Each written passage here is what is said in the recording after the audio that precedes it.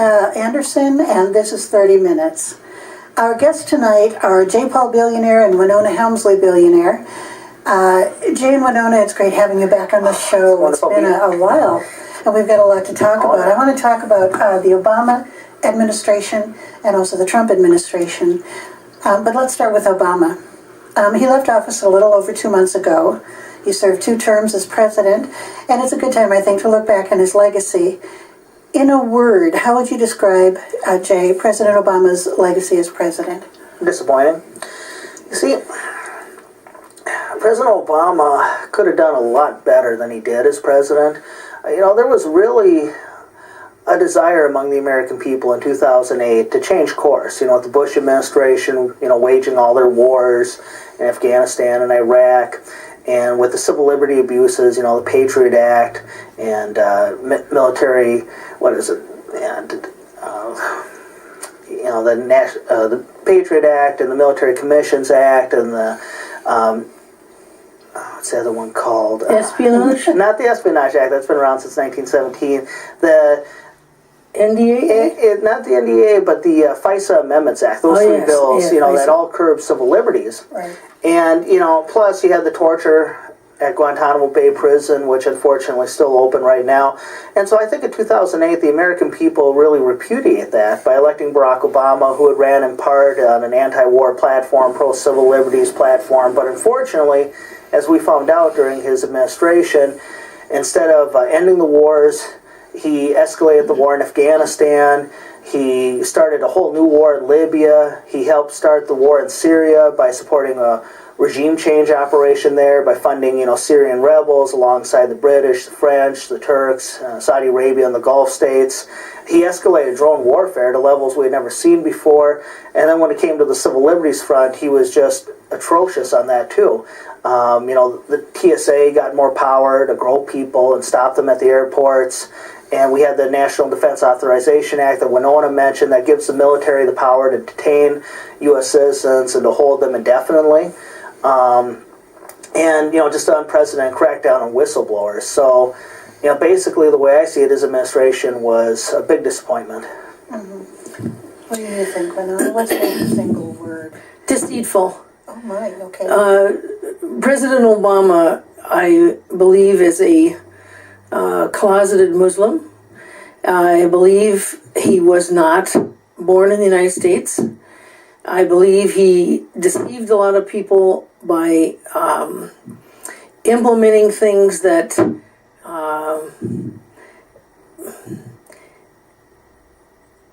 didn't benefit America. And he fooled them into thinking that they did. So deceitful. I mean, I do think that we have a problem in this nation with creeping Sharia law and Islamic Muslim jihadists. And Obama does not have clean hands in that area. He's got infiltrators within his some of the most high prestigious organizations that he ruled over. And that's a problem, and so deceitful is the word I would use. Okay. So neither one of you is perfectly happy with Obama. That's very clear. What was the issue you most disagreed with on President Obama's tenure? Drone assassinations. He did a lot of bad things, but I think the worst thing he did was drone assassination. Now, he wasn't the first. President Bush killed people with drones, too. In fact, the first lethal U.S. drone strike took place in Yemen in 2002. He attacked Pakistan, I believe, something like 52 times while he was president. Bush did, yes. Had other drone attacks, in Yemen. But nothing like President Obama. President Obama attacked Pakistan hundreds of times, and he attacked Yemen more, and he attacked Afghanistan and Somalia, Libya, Syria, Iraq, all these different nations with drones. Killed a lot of people, and as it turned out, most of the people that were killed were not high-level terrorists. See, the Obama administration deceived the American people when they said that most of the people being killed in these drone strikes were high-profile terrorist leaders. No, as a matter of fact, rigorous research done by groups like the Bureau for Independent journalism showed that no, most of the people killed in these drone strikes were either civilians or very low-level, fighters. They were not leaders. And the reason for that is the Obama administration used what was called signature strikes, where you attack someone that you don't know who that person is, but they're doing something suspicious. They might be carrying a Kalashnikov rifle around, loading fertilizer into a truck. Plus, they also did double tap strikes, which are illegal under international law. A double tap strike, let's say, you have a drone come in, they kill someone, and then you have people, rescuers coming in. They attack the rescuers too. And so there were many of those. And the Obama administration also had a rule that they would assume that any military-age male, and I assume this means someone from their late teens to, let's say, maybe early 40s, killed in a drone strike was automatically labeled a terrorist suspect. They were guilty until proven innocent, which goes against all of our traditions. You're innocent until proven guilty. Right. And so basically he gave himself the power of a king, or God, if you want to look at it that way, to be judge, jury, and executioner. And it set a horrible precedent. See, that's another thing he could have changed. In addition to ending these wars, he could have repudiated the Bush administration's drone assassinations, but instead he doubled down on them. He increased them. He became, the drone assassination president. And now President Trump is using drones. He's attacked Yemen a lot with drones. In fact, more than President Obama was doing. And he's also attacked Pakistan and Somalia and Iraq, Syria, Libya with drones as well. And this is something that no president should have the power to do. It doesn't matter who they are, what party they belong to. No president should have the power of God or of a king to decide on their own or with a group of advisors, but no judicial input, no due process, no indictments, no declaration of war. This is, let's call it what it is. It's extrajudicial executions, which are illegal under international law. You cannot just kill someone who's not been convicted of an offense. Right. That was the worst thing he did. And we're going to rue the day for a long, long time. How about you? What's your biggest beef with Obama? Well, my biggest beef is the health care issue, Obamacare. But before I elaborate on that, I want to add something that I think is important to mention here, and that is that Obama didn't kill enough Islamic jihadists with their drones. I think he should have done a lot more of those killings. That saves lives of our soldiers. And after all, we didn't use drones in certain countries that we could have, like Iran. We could have used a lot more of our... Look at it right out here at Camp Ripley. We've got soldiers that are training almost every day on the Shadow drones. Those have been armed since 2012 with not just one, but they can carry 2 bombs. Lethal weapons. We didn't utilize those nearly as much. We used a lot of the Reapers and a lot of the Predator drones, but we didn't use the smaller drones. We never used drone swarms, for instance. He could have and should have. We would have made our country safer if we'd have taken out a lot more of those individuals that we know are Islamic jihadist terrorists. And those few, and let me tell you, there are few civilians that happen to be collateral damage, are worth it. Jay, when I first interviewed you way back in 2012, you were fairly hawkish in your foreign policy beliefs. Now you seem to be advocating strict non-intervention in foreign policy, in foreign affairs, and you're active in the peace movement. So did President Obama's wars and foreign policy help convince you that that would be the way to go? Almost certainly, and before I continue with that, I'm just appalled with what Winona said, but we know we disagree on this, but there have been way more than, even if it was just a few civilians, it'd be one too many. Every innocent person you kill, that's someone's loved one, that's someone's friend, and that only inflames anti-American sentiment. That's a perfect recruiting tool for groups like ISIS or the Taliban or Al-Qaeda. I mean, they use this as fodder for their propaganda. And, they've grown, like Al-Qaeda in the Arabian Peninsula is a classic case study. Before President Obama began his droning campaign there in 2009, they had about 500 members. They were a nuisance, but nothing all that serious compared to what they are now. Now they have over 1,000 members, and they've gained control of certain cities, and much more of a serious threat, to the people in Yemen than they used to be. So no, I just think it's appalling. I mean, we all know about the young woman Malala, who the Pakistani Taliban tried to murder. She actually went to President Obama when she met with him in the White House and pleaded with him, please, Mr. President, stop these drone killings. They're only creating more terrorists. They're making more enemies. They're hardening the people's sentiments. You know, she's from Pakistan against the United States. If you're going to send, something, send us, teachers, send us textbooks instead of soldiers and bombs. And yet he ignored her wise counsel. I mean, this young lady was incredibly intelligent. So I just totally disagree with what Winona said. And I'm sorry, I'm thinking about Melissa. Did she have anything to do with very this? much so. Your daughter? Yeah,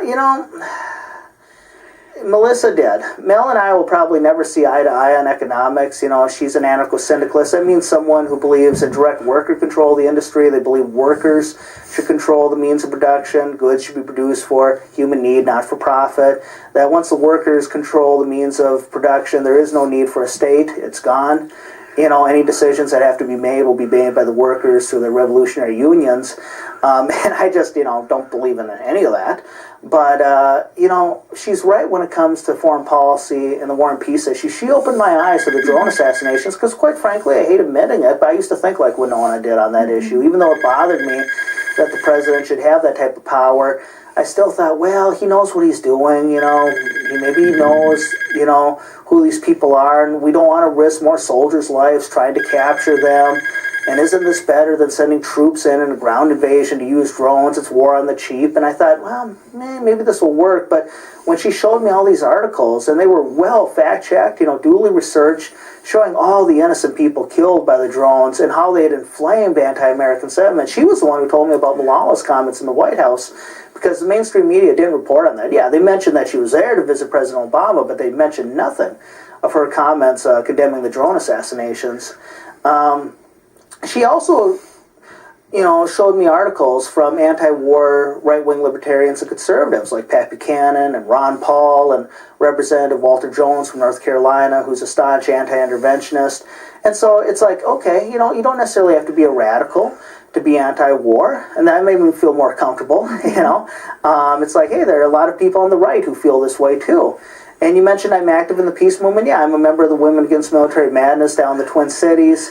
And to be honest, they know me, I've been on the show many times. They were kind of reluctant to accept me at first, wondering, is this guy for real? Is he sincere? But after getting to know me and everything, and after I got to know them, it's been a really wonderful relationship.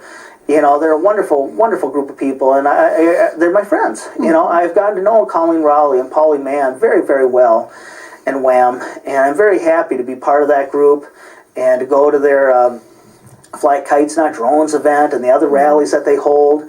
And, I just admire their determination. They've been doing this since 1982. So, yeah, that, my conversations with Melissa, doing my own research and writing on this issue, and then just, like you said, President Obama's policies. I mean, look at the track record. And not just Obama. Let's go back to President Bush. And you can go all the way back to at least Jimmy Carter when it comes to the Middle East. But it's just one failure after another. I mean, Iraq, Libya, Syria, Afghanistan, these countries are all in shambles. And it's really sad. Because at one time, I'm thinking just recently with Libya and Syria, 7 years ago, they were prosperous, peaceful societies, and now people are desperately fleeing from them, drowning, in the Mediterranean Ocean, trying to get away from this, horrible situation, war and civil strife. And yeah, so that's why I turned against the wars. And I wish I had done so sooner, but, I'm glad I'm here now. Yeah. Well, Winona, I know that you have plenty to say on the other side of this issue. You contend, actually, in a recent letter to the Wall Street Journal, that President Obama was only half-hearted in his fight against, as you describe it, radical Islamic extremism. Could you elaborate on that position? Well, President Obama could have and should have been a lot stronger in not only his stance against Islamic jihadists, but his actual decisions to put more troops on the ground, for instance, in nations like Libya and Syria. And he should never have pulled troops out of Iraq, and he certainly shouldn't have made it public as to when that was going to happen. That was really foolish.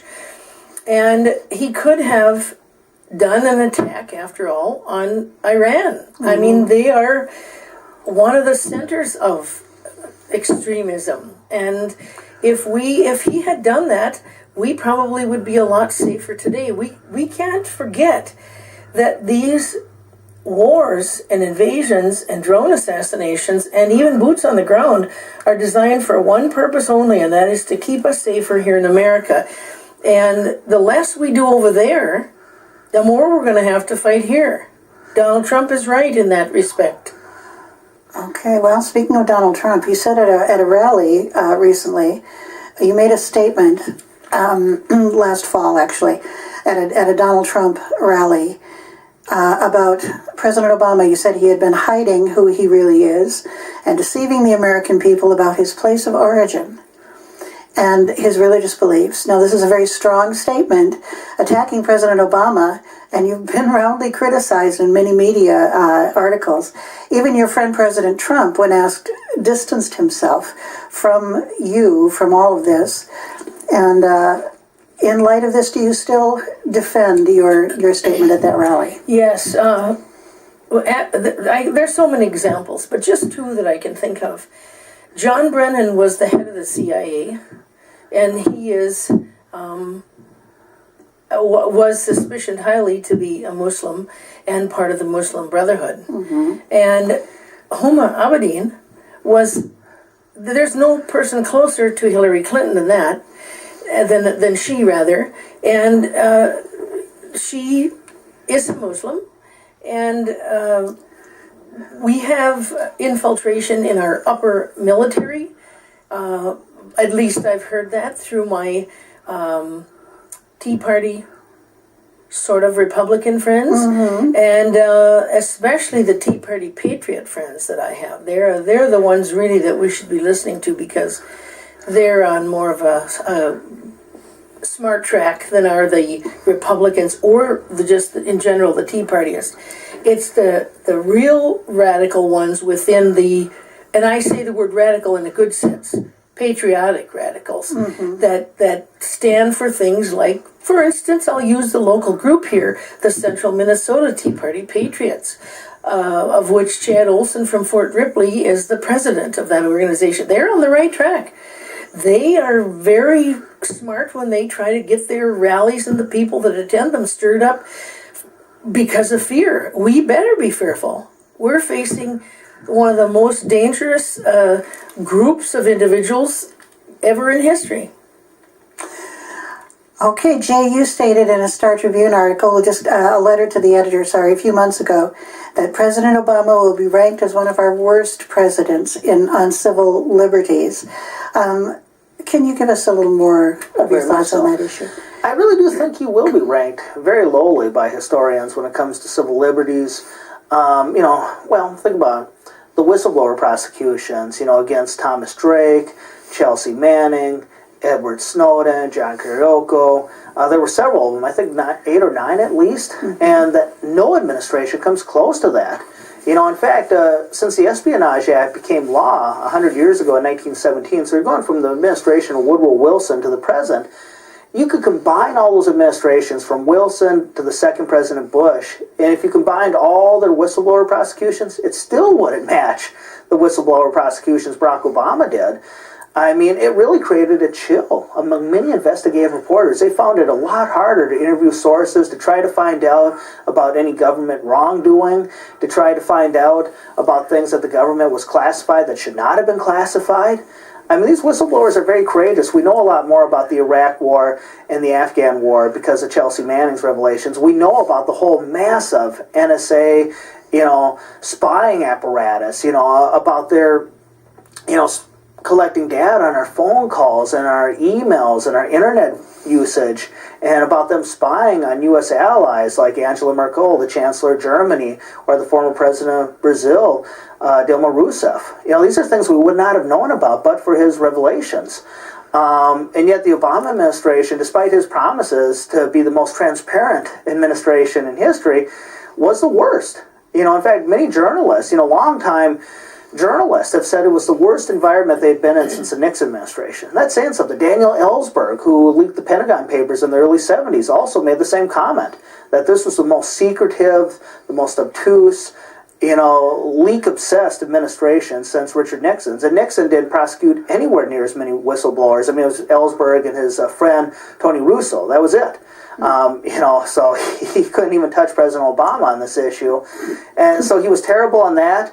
He was terrible on, I mentioned it earlier, giving more power to the TSA to grope people and to detain them at airports, and the scanners that they did that were much more revealing than in the past. He was horrible in that regard, too. I mean, people hate the TSA. They hate, these scanners. They hate the groping. They resent it. I mean, he started to back down a little bit on that, but now, President Trump's talking about maybe ramping it up again. So he was horrible on that issue. He was horrible in the treatment of the Occupy movement. Now, again, I'm a right-wing libertarian. I'm as staunchly pro-capitalist as you will find. But they had the right to peacefully protest, and their camps weren't harming anyone. In fact, Melissa, who went to those camps in Seattle, said that they were ran very well. Mm-hmm. They ran very well. They were very clean, and if there were problems, they solved them. So they would work cooperatively with the police and with the local governments. And yet the Obama administration, through the Department of Homeland Security and the FBI, orchestrated a crackdown and, shut those camps down and pretty much shut down the whole Occupy movement. So that was another area in civil liberties that he was very poor on. Mm-hmm. So it's just shameful to think about that.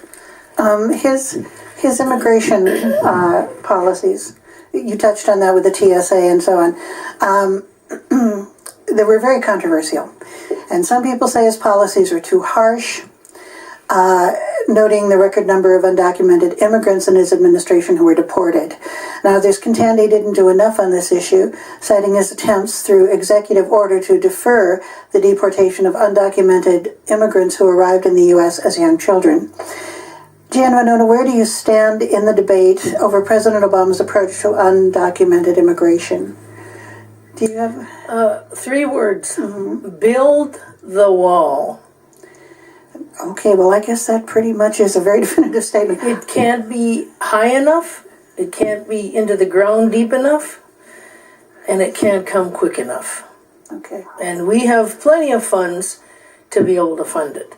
We just need to cut things that are not essential, like the EPA. The EPA is not essential? No.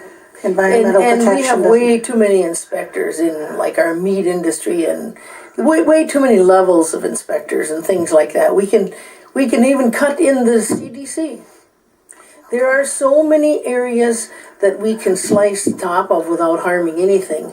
Those are areas we need to tap into. But how about you, Jay? What do you think? No, I'm totally against building the wall, and I imagine we'll talk more about that when we discuss President Trump. But no, overall, I thought President Obama's immigration policies were too harsh. That he deported a record number of undocumented immigrants. Many people don't know that. We all know about how President Trump feels about undocumented immigration, how he wants to deport most undocumented immigrants and build the wall, crack down sanctuary cities. But very few people know that President Obama was the deporter-in-chief, as immigrants' rights activists called him. He deported more undocumented immigrants than not just any previous administration, but all previous administrations combined, since they've been keeping records. So think about that. The administrations of Herbert Hoover, Franklin Delano Roosevelt, and Dwight Eisenhower deported many, immigrants. And those deportations, back in the 30s and 50s are quite notorious, Mm-hmm. They're considered pretty shameful episodes in American history. They not only ended up deporting, people who were both legal and illegal immigrants, but even American citizens were deported in those mass roundups. So to think that President Obama exceeded what they did, that even if you combine all what they did, it still wouldn't match that says something, in my opinion, that's just absolutely obscene. And, these were people that, for the most part, were nonviolent. They were here to work. They weren't hurting anyone. I mean, to me, immigration law is a classic example of malo prohibita law. There's malo per se, which means things that are bad in themselves that pretty much no one would disagree with, like murder, rape, kidnapping, assault. you know. And then you have things like immigration law, which, you know, borders are inventions of the state. You know, I mean, there are no borders, natural borders, as far as, like, you know, between the U.S. or Mexico, for instance. You know, they just came about, you know, through history. On a map. Yeah. Yep, put lines on a map. Those borders could have been drawn anywhere. Right. And the thing is, I just don't believe that people who have illegally immigrated to the United States, but who are not hurting anyone, you know, and who are working, and most of them work very hard, exceptionally hard, doing back-breaking labor in the fields and the meatpacking plants, should be deported. You know, in fact, I believe the opposite. I think we should have an amnesty. So I thought it was good that President Obama tried his deferrals, but the Supreme Court struck those down, and to me that was too little too late.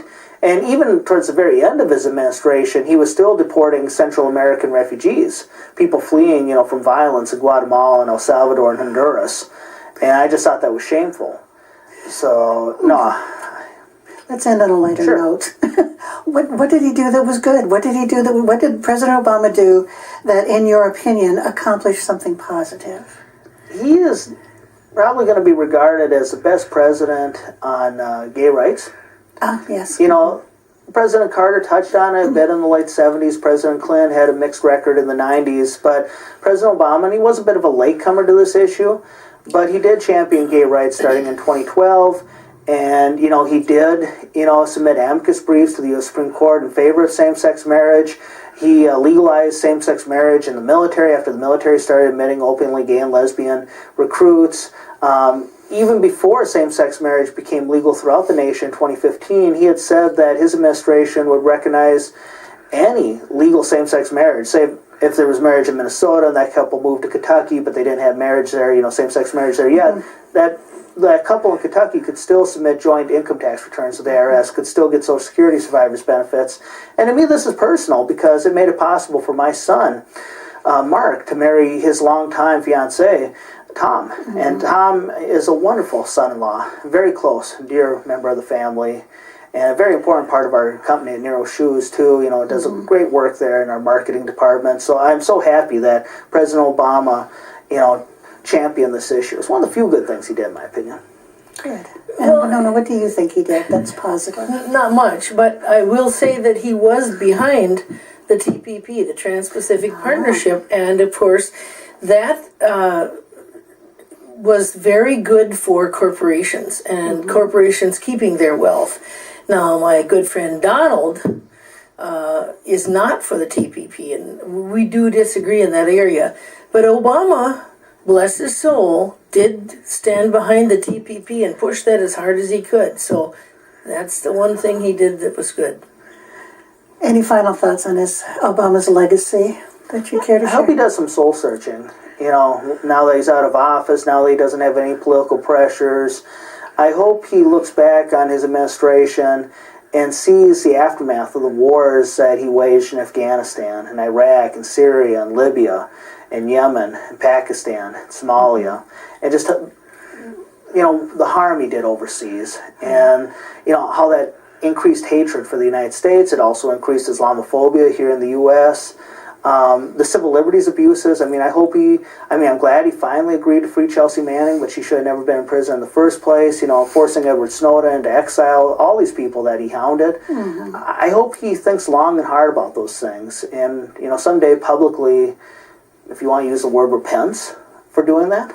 You know, for waging these wars and for violating civil liberties, for the record numbers of nonviolent, undocumented immigrants he deported.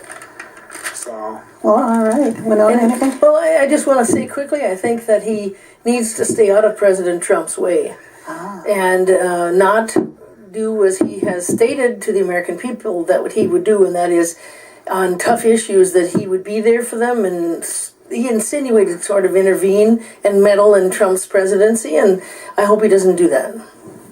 All right. Well, we've thoroughly taken President Obama apart. I think it's time to take a strong, hard look at the Trump administration so far. So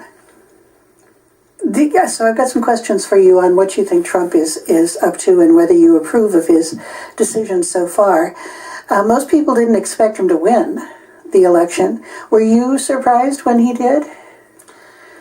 A bit. I mean, not entirely surprised. See, I never thought Hillary Clinton would win in a landslide. I always dismissed, the pundits saying that or the polls that might have indicated it. Because there's a lot of resentment in this country, a lot of hatred, a lot of anger. Working people have been left behind. And someone like President Trump, or candidate Trump at the time, he spoke to them. He, like he said, he talked about these issues with them, about how, when the factories and mills have been shuttered in these companies, in these towns, and how it had ruined their lives. He could address that. I mean, it's amazing. I mean, he's like us, he's a billionaire. You think, how could he reach out to common folks? But somehow he could, Maybe it's a celebrity status that helps. I don't know. But what I do know is that Hillary Clinton could never reach out to them. She could never reach out to those struggling blue-collar workers, because she is, the epitome of the establishment. I mean, she's been part of the political establishment since the 70s. She's grown very wealthy, making all those speeches, to corporations and banks. And, she also has a whiff of scandal about her. And, when you just see her, she just exudes arrogance and elitism, much more so, at least the elitism part, than President Trump does. So I thought there was a possibility that he could win. Not a strong possibility, but the results on election night were not entirely surprising. I really think it was more of a repudiation of Hillary Clinton than it was of Donald, an endorsement of Donald Trump's beliefs.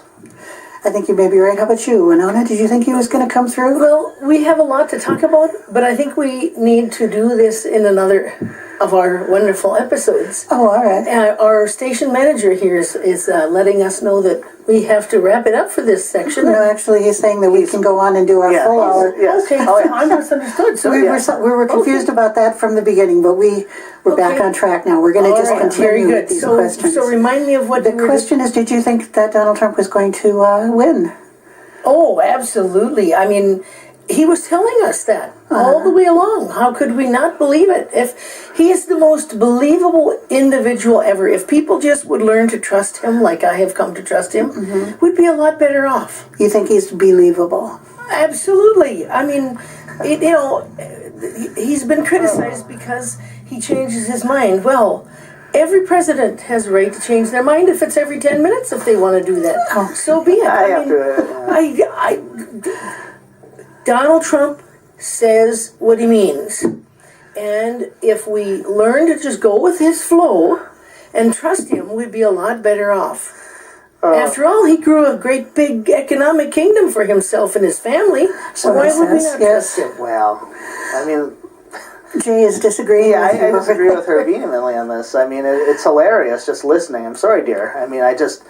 that's because I like him and you don't. No, I've never liked the man. I first met him in 1984 when I was campaigning for Ronald Reagan, and helping out on the Reagan campaign. And I met him, because he at the time too supported President Reagan.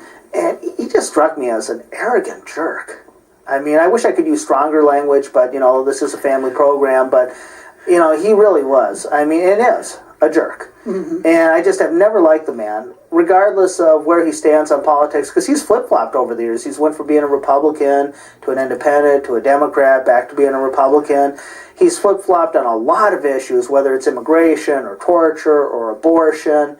You never know where he's going. And yes, I do agree. I mean, I've changed my mind on some things too. We all change our mind, but who changes their minds so often, so suddenly, so quickly? In 2 months, how many different positions has he taken? Oh, yeah, good. Some mutually exclusive. Yeah, absolutely. I mean, and he lies. That's the thing too. I mean, he just cannot help himself. Right. He just lies all the time. So the thing about Donald Trump is you can use many words to describe him, but honest is not one of them. Well, and I disagree with Jay that he lies. There's this perception in this country that if you say something and it isn't exactly accurate the first time, and then you want to give some different type of facts later, that somehow is lying.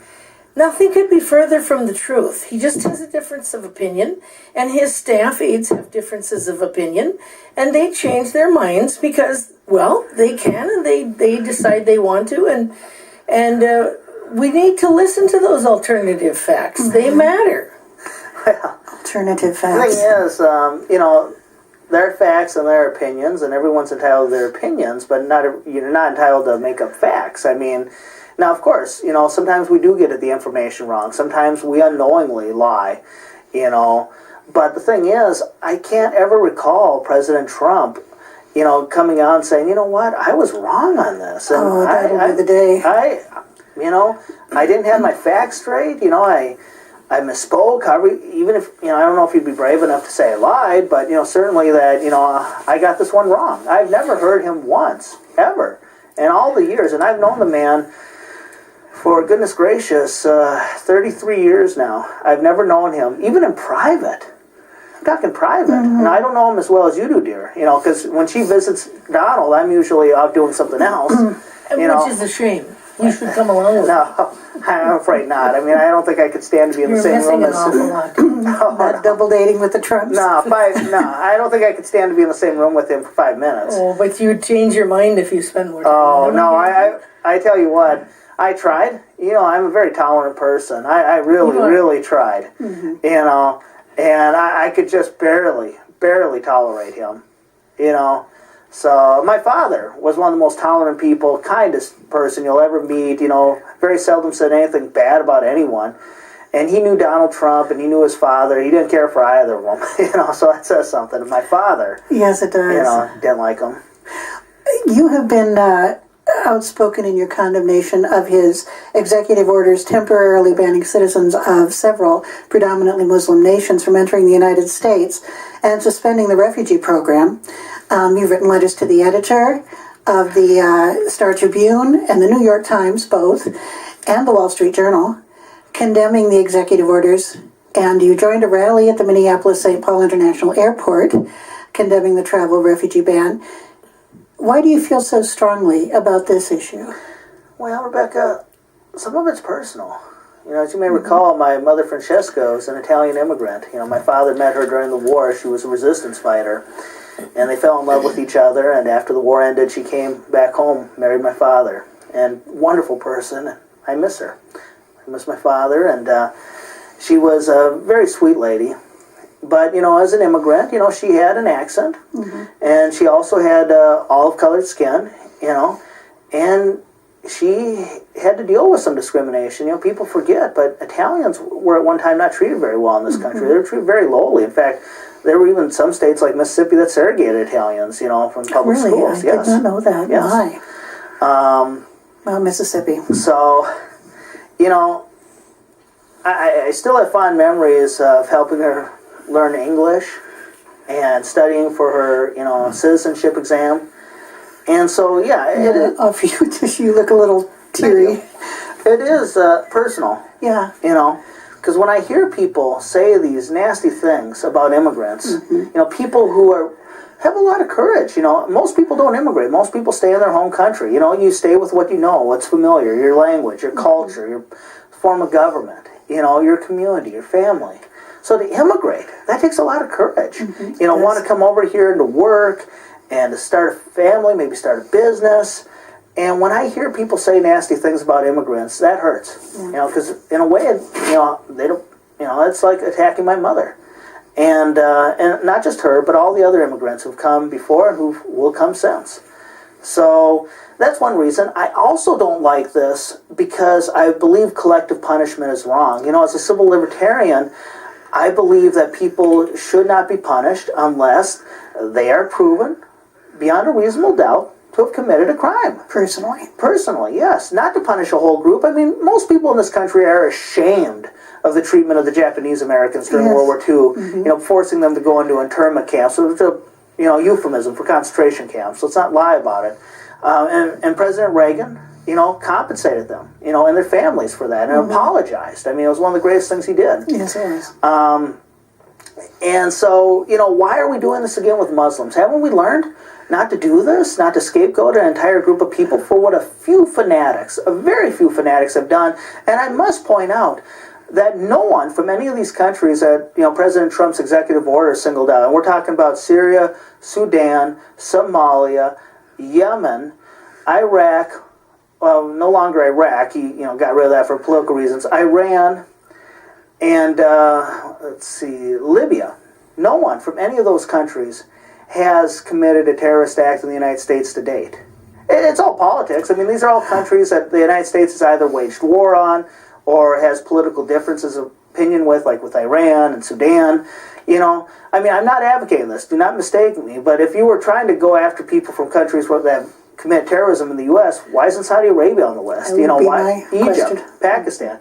No, I'm not advocating that because it would be just as unfair, just as wrong for those folks. Because most of them have not done a thing. And it's like we said earlier in our episode about President Obama's drone war. This too backfires. This too increases anti-American sentiment in those countries. Instead of welcoming people, you're turning your back on them. It's just wrong. It is, and antagonizing them. There's no need. Okay, but now we're going to hear the other side of this, Winona. You defended the President Trump's travel and refugee ban executive orders. Do you still believe that this ban is necessary in light of the Department of Homeland Security's admission the threat of terrorist activity from citizens of these nations referred to in the executive orders is low? Yes, because even though there weren't any terrorists from those nations that you mentioned, there could have been.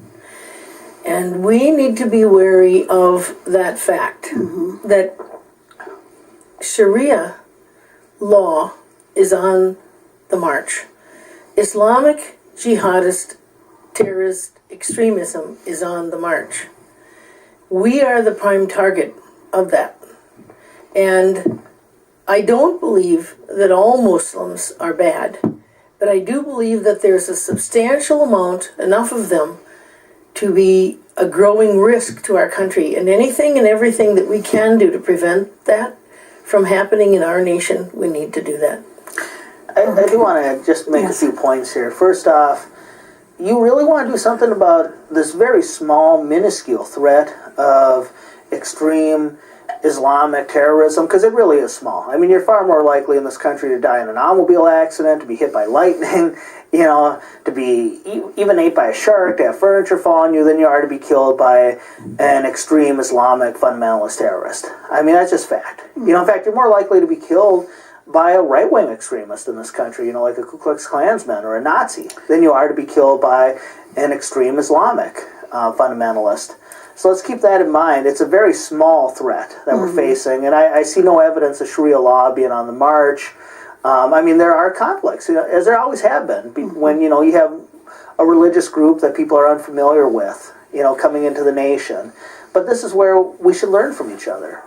Christians and Jews, who've been in this country for many years, learning from Muslims, and Muslims learning from Christians and Jews. These interfaith dialogues are very helpful, and I know that there's a gentleman named Father Tony Kroll. He's a semi-retired priest in Sauk Rapids. He leads some of these dialogues. Same with Father Virgil Petermeyer and Onamia. So their work is commendable. Yes. But dear, you're forgetting about what Usama Duck has said, and Ron Bransner, and these folks, dear, are John Gondolo of the FBI. I mean, they have been telling. You talk about John Gondolo. I mean, Colleen Rowley, who also was in the FBI, says the man's a fraud. But and a he's disgrace. Not. He's not. We have to believe the speakers that have been brought in here to Little Falls, that came to speak at the Senior Center and at the American Legion or VFW, wherever they've spoken, the ballroom where Bransner spoke most recently. We have to take this. They're speaking with intelligence, and we need to acknowledge their I'll always defend their right to speak, but I would not say they speak with intelligence. I mean, the way they address things, you would think that you'd have socialists, Islamists, corporations, unions, the United Nations, the U.S. government, the Iranian government, all these different entities all sitting together, working together, groups that hate each other in many cases. I mean, it just makes no sense. I mean, you talk about foolish conspiracy theories. I do want to make another point before I forget. If you really want to do something about terrorism, end these wars. End these wars. Oh my! Because the fact of the matter is, Oh, that's all of the ridiculous. individuals who have either committed terrorist acts in this country or want to, and most of those who wanted to were actually being used by the FBI and undercover operations, these sting operations that the FBI conducts, have said when they've been arrested and brought to trial, as they should be, that the reason they carried out these attacks or wanted to carry them out was because of the United States' wars. You end the wars, you end these attacks. And the same is true in other nations, whether it's Great Britain, Canada, France, Belgium. I'm not justifying terrorist attacks. I think terrorism is appalling. But I also think these wars are appalling, and as long as they continue, there will be people who will strike back, as self-defeating as that is. And one other thing I must want to get in real quickly, the American Civil Liberties Union has been at the forefront of fighting President Trump's executive orders, his travel ban and refugee ban.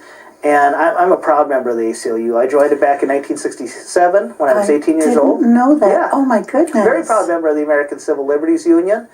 And,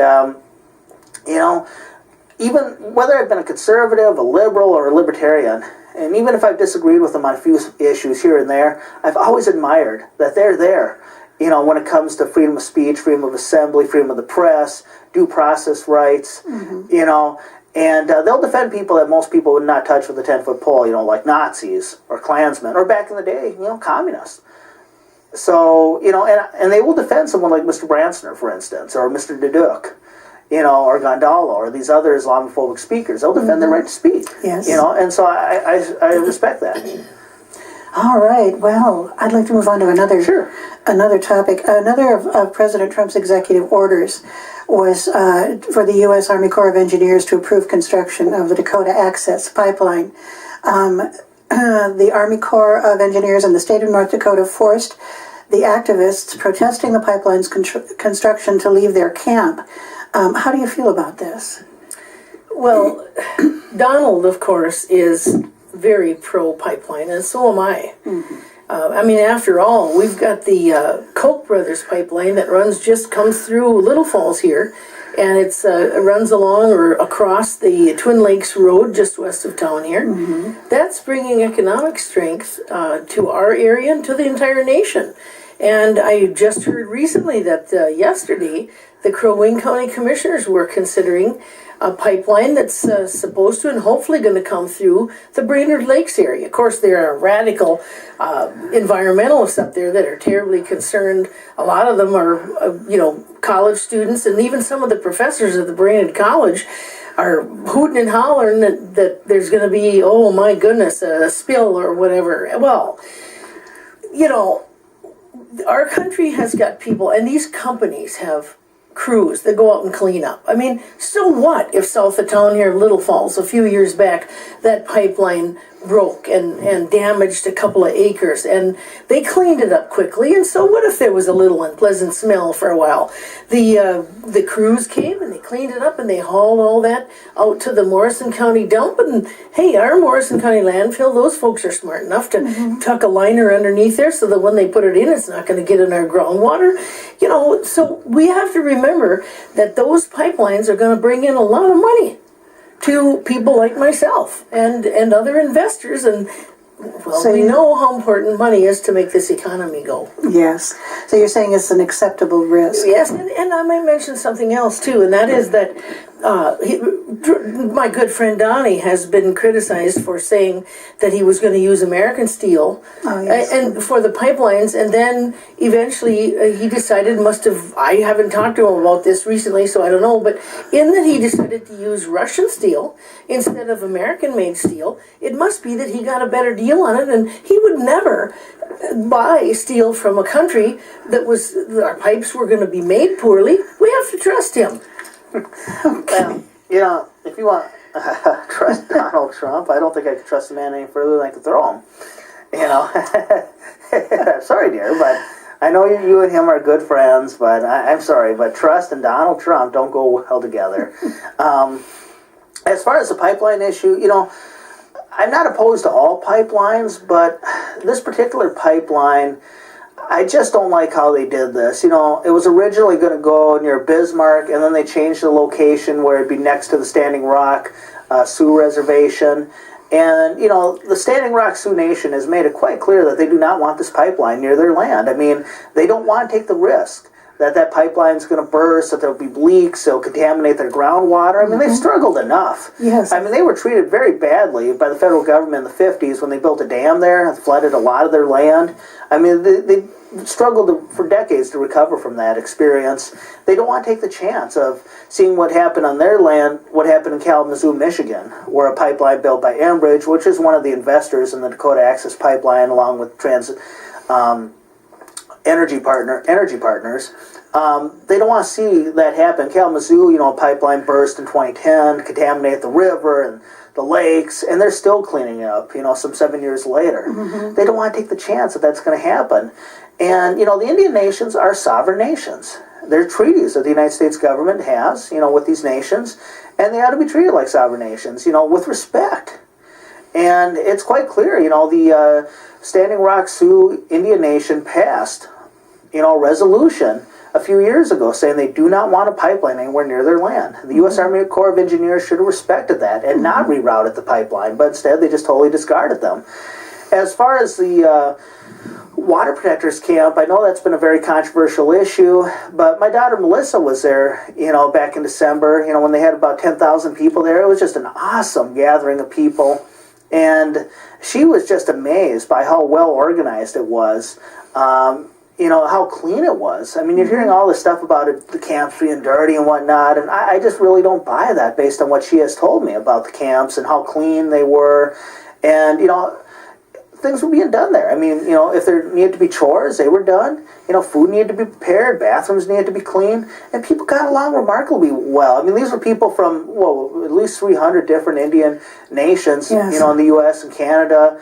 You had people, indigenous people, the Maori from New Zealand. You had people from Hawaii.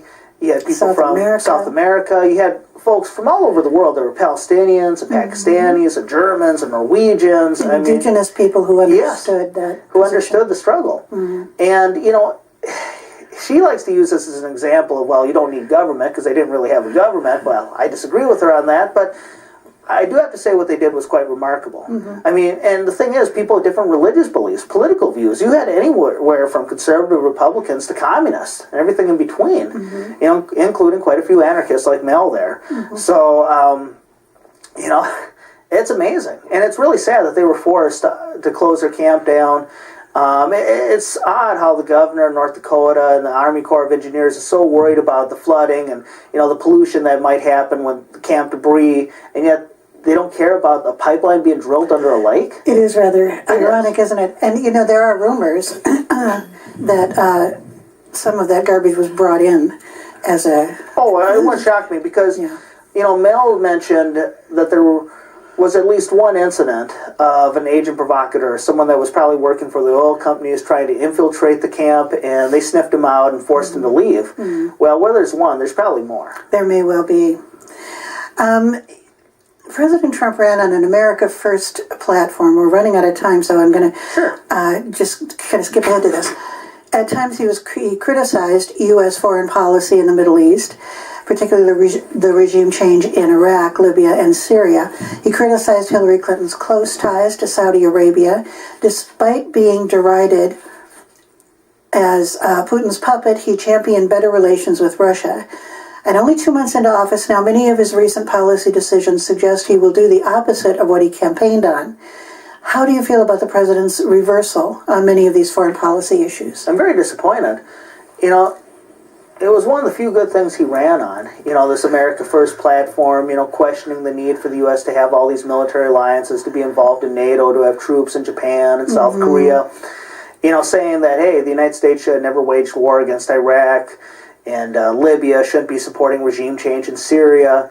He, at one point, even said he would be neutral in the Israeli-Palestinian conflict. So there was part of me hoping, I never had the illusion that he'd be a peace president, but there was part of me hoping that he would at least dial down, on these wars, that Presidents Bush and Obama had waged. And I was really hoping that U.S. relations with Russia, which have been at an all-time low, these last few years, would get better. Because he did take a courageous stand. Despite being, like you said, derided as Putin's puppet, he did stand up for better U.S.-Russian relations. And this world would be a better place if the U.S. and Russia got along. Yes, but unfortunately, he surrounded himself with hawks in his cabinet. His Secretary of Defense, General Mattis, his nickname Mad Dog. His... Secretary of State, who, despite, getting along with President Putin when the Secretary of State was, Tillerson, the CEO of ExxonMobil, now, is very critical of Russia. His UN ambassador, the former governor of South Carolina, Nikki Haley, is vehemently anti-Russian. So it's really disappointing. That was the one thing I really hoped he would hold his ground on, and yet he's given away on that. And I don't know why. And you mentioned, other changes, like he's increased U.S. support for Saudi Arabia. He's increasing U.S. military involvement in Syria. He just sent 400 Marines to Syria and at least 100 U.S. Army Rangers. I mean, there's talk about escalating U.S. involvement in Afghanistan. This cannot end well. No. And I don't know why he backed out on this. Was he sincere about this when he was running for office? Or was he just telling people, because a lot of the American people are fed up with these wars. Was he just telling them what they wanted to hear? It's a very good question, and we could do another hour on Russia alone, the emails, the hacking, the DNC, and so on. But we're running out of time, so I want to hear from you, Winona. Can you give us an answer to the same question? Do you think that his reversals on foreign policy are acceptable or worrisome? Say the question again, okay. Well, it was a long question. Many of his recent policy decisions suggest he will do the opposite of what he campaigned on regarding foreign policy issues. How do you feel about his reversal on these issues? Again, I'm going to revert back to that. If Donald says something, he means it. Mm-hmm. And we need to believe him. And if he changes his mind, we need to believe him then too.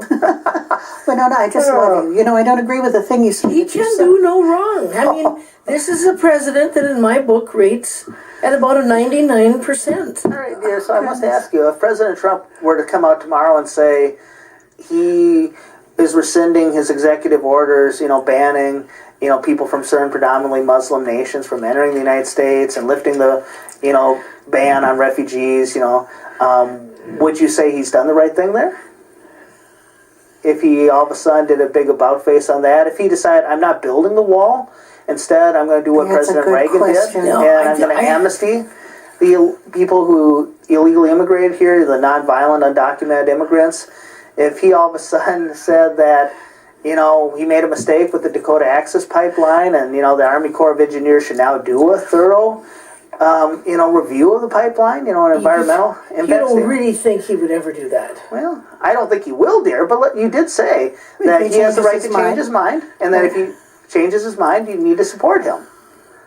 Well, I guess, honestly, I trust him to not make those decisions. But if he did, well, I do believe we need to trust him.